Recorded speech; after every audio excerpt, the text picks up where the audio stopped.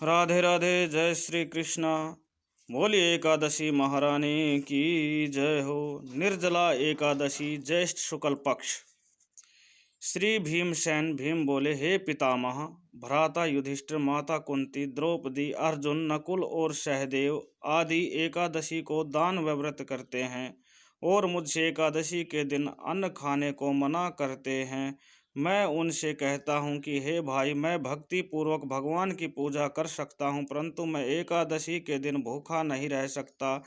इस पर व्यास जी बोले, हे भीमसेन, यदि तुम नरक को बुरा और स्वर्ग को अच्छा समझते हो तो प्रत्येक माह की दोनों एकादशियों को अन्न न खाया करो।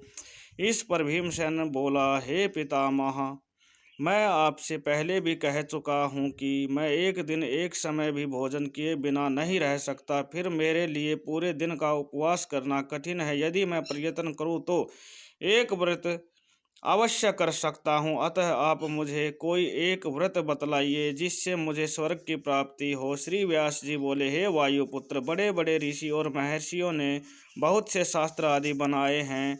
मनुष्य को दोनों पक्षों की एकादशियों का व्रत करना चाहिए, इससे उन्हें स्वर्ग की प्राप्ति होती है। श्री व्यास जी के वचनों को सुनकर भीमसेन नरक में जाने के कारण अत्यंत भयभीत हुए और लता के समान कांपने लगे। वह बोले, हे पितामह, अब मैं क्या करूं, क्योंकि मुझसे व्रत नहीं हो सकता। अतः आप मुझे कोई एक ही व्रत बतलाइए जिससे मेरी मुक्ति हो जाए। इस पर श्री व्यास जी बोले, हे भीमसेन, कृष्ण और मिथुन संक्रांति के मध्य में ज्येष्ठ माह की शुक्ल पक्ष की एकादशी होती है। इसका निर्जला व्रत करना चाहिए। इस एकादशी के व्रत करने से स्नान और आचमन में जल वर्जित नहीं है, लेकिन आचमन में 3 माह से जल से अधिक जल नहीं लेना चाहिए। इस आचमन से शरीर की शुद्धि हो जाती है। आचमन में 7 मासे से अधिक जल मद्यपान के समान है। इस दिन भोजन करने से व्रत नष्ट हो जाता है। यदि सूर्योदय से सूर्यास्त तक मनुष्य जलपान न करे तो उसे 12 एकादशी के फल की प्राप्ति होती है। द्वादशी के दिन सूर्योदय से पहले ही उठना चाहिए और स्नान करके ब्राह्मण को यथा योग्य दान देना चाहिए। श्री कृष्ण।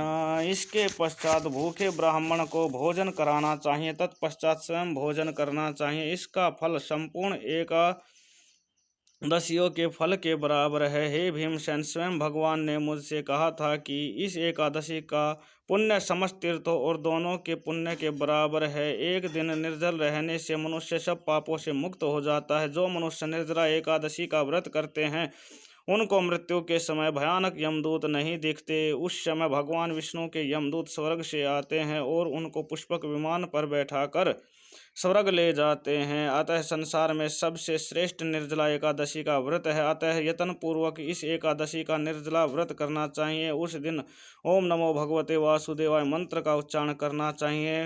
व्यास जी के ऐसे वचन सुनकर भीमसेन ने निर्जल व्रत किया। इसी एकादशी को भीमसेनी या पांडव एकादशी भी कहते हैं। निर्जल व्रत करने से पहले भगवान की पूजा करनी चाहिए और उनसे विनय करना चाहिए कि मैं दूसरे दिन भोजन करूंगा। मैं इस व्रत को श्रद्धापूर्वक करूंगा, इससे मेरे सब पाप नष्ट हो जाएंगे। इस दिन एक बड़े वस्त्र से ढककर स्वर्ण सहित दान करना चाहिए। जो मनुष्य इस व्रत को 2 प्रहर में स्नान व तप आदि करके स्वर्ण का दान करते हैं उनको करोड़ फल स्वर्ण के दान का फल मिलता है। जो मनुष्य इस दिन यज्ञ होम आदि करते हैं उसका फल वर्णन भी नहीं हो सकता। इस निर्जला एकादशी के व्रत से मनुष्य विष्णुलोक को जाता है। जो मनुष्य इस दिन अन्न खाते हैं उन्हें चांडाल समझना चाहिए, वे अंत में नरक में जाते हैं। ब्रह्म हत्यारे, मद्यपान करने वाले, चोरी करने वाले, गुरु से द्वेष करने वाले, असत्य बोलने वाले इस व्रत को करने से स्वर्ग को जाते हैं। हे कुंती पुत्र, जो पुरुष या स्त्री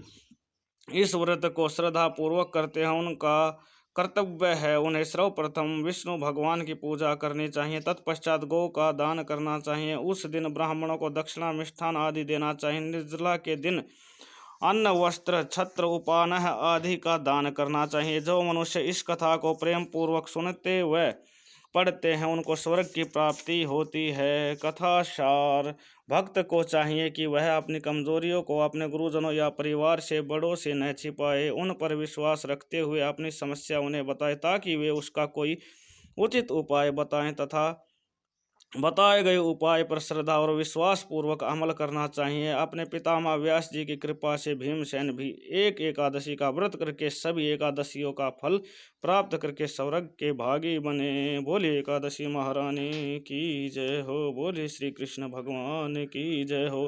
राधे राधे।